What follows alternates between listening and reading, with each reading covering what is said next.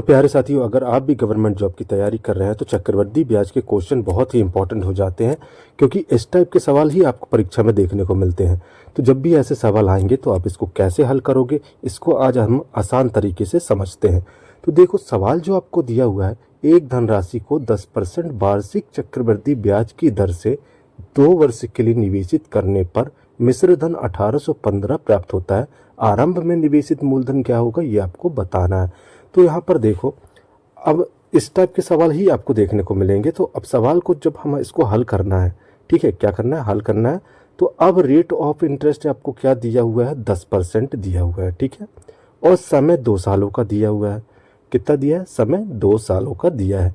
तो भैया आपको ब्याज कितना मिलेगा, ये आपको पहले पता करना है। तो ठीक है, 10% दिया है, 2 सालों का आपको समय मिला है, तो ब्याज कितना मिलेगा, लेकिन आपको क्या चक्रवृद्धि ब्याज निकालना है, ठीक है।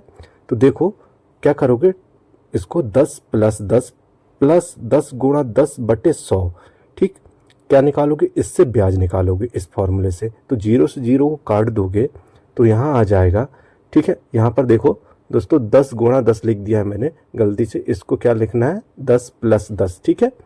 ये होता है फॉर्मूला ब्याज निकालने के लिए। तो देखो ये आ जाएगा 21%, ठीक है। अगर आपसे मैं कहता हूँ कि अगर आपसे एग्ज़ाम में ब्याज निकालने के लिए कहा जाता तो आप 21% की वैल्यू रख लेते, लेकिन यहाँ पर आपसे क्या पूछा गया है, मिश्रधन दिया गया है। यहाँ पर आपको मिश्रधन दिया गया है, मिश्रधन 1815 दिया है।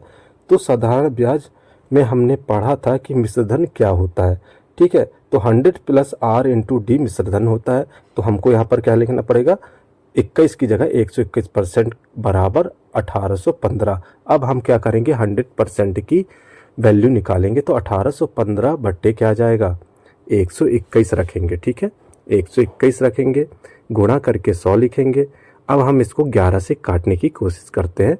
तो देखो 11 से जब आप इसको काटोगे तो 11 एकम 11 और नीचे फिर से आ जाएगा 11 एकम 11। ऊपर काटते हैं तो 11 एकम 11 बच जाएगा, ठीक है, 7 बचेगा। तो 11 11 × 66 और फिर यहाँ आ जाएगा 5 11 5 55। अब 11 से फिर से काटो इसको तो ये फिर से कट जाएगा। तो क्या आएगा, 11 एकम 11 और 11 5 55, ये ठीक है। तो 15 का गुणा आप 100 में अगर करते हो तो 15 का गुणा 100 में करोगे तो आ जाएगा 1500, जो कि सी वाला ऑप्शन है। आई होप आपको इसमें कोई डाउट नहीं होगा, समझ में आ गया होगा। राइट आंसर सी वाला है। इस तरीके से आपको हल करना है। जब भी आपको इस तरीके से सवाल दिया जाएगा, 10% निकाल दिया जाएगा दर और समय दिया जाएगा 2 साल का, ठीक है। अगर आपसे ब्याज निकालने के लिए कहा जाएगा तो डायरेक्टली आप जो ब्याज की